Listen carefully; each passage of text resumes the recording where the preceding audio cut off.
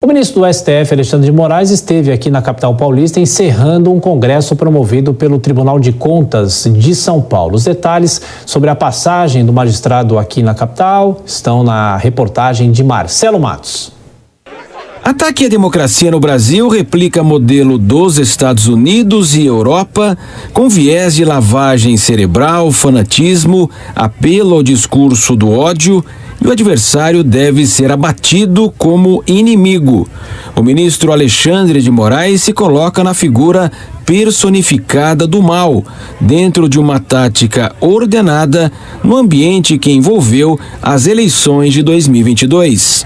Você falar de uma instituição fica um pouco etéreo. Você tem que personificar. Você tem que achar dentro da instituição um inimigo de carne e osso, porque aí você personifica. No caso, no Brasil, foi carne e osso e sem cabelo. O presidente do Tribunal Superior Eleitoral, o ministro Alexandre de Moraes, garante que o Brasil se transformou num exemplo de democracia para o mundo e também na defesa do Estado democrático de direito, e que o avanço autoritário não progrediu em razão da não adesão do poder legislativo e também o fortalecimento justamente do poder judiciário. Ao atacar o terceiro pilar da democracia, você tem três formas de ataque. Cooptação, que em muitos países isso é feito, então se faz a cooptação. Alemanha nazista, Itália fascista. O segundo é a alteração. A alteração do número, principalmente, dos juízes de uma Suprema Corte.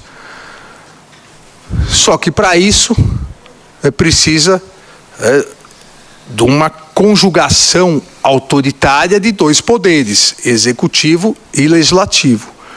E não houve.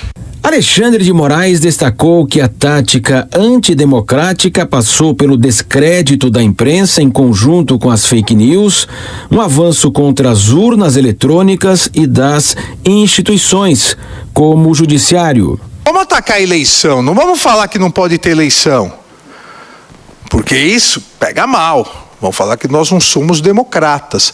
Vamos dizer que as eleições são fraudadas, que o instrumento do escrutínio popular, que é o voto, é fraudado. Não importa como seja esse instrumento. Nos Estados Unidos se atacou o quê? O voto por carta. O ministro do Supremo Tribunal Federal, Alexandre de Moraes, fechou o Congresso do Tribunal de Contas do Estado de São Paulo e considera que, aos seus 35 anos, a Constituição brasileira resguardou a defesa das instituições, justamente do Poder Judiciário, e após 2 impeachments e os problemas oriundos do texto de 1988, também mostraram maturidade democrática ao Brasil. Bom, então o ministro esteve em São Paulo nesta sexta-feira. Dora Kramer, ontem a gente falou muito sobre, claro, o aniversário da Constituição, e o ministro agora falando sobre as linhas gerais de democracia. Que análise a gente pode fazer sobre esse discurso dele aqui em São Paulo? Bom, duas coisas. Eu acho que o desenho que ele faz, na minha opinião, é muito adequado, muito próprio. Não acho muito adequado o tom, um tom um pouco assim agressivo, um tom de combatividade que não acho que caiba ao ministro do Supremo. E também quando ele traz para ele essa questão da personificação, deixa que outros façam cheguem a esse tipo de conclusão. No mais, eu acho que o desenho que ele faz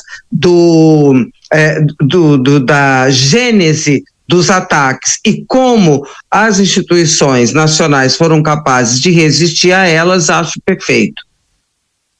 Ele fala sobre os ataques do dia 8. Sim, é o assunto desse ano e que ainda vai reverberar por muito tempo, né? Os ataques do dia 8 de janeiro.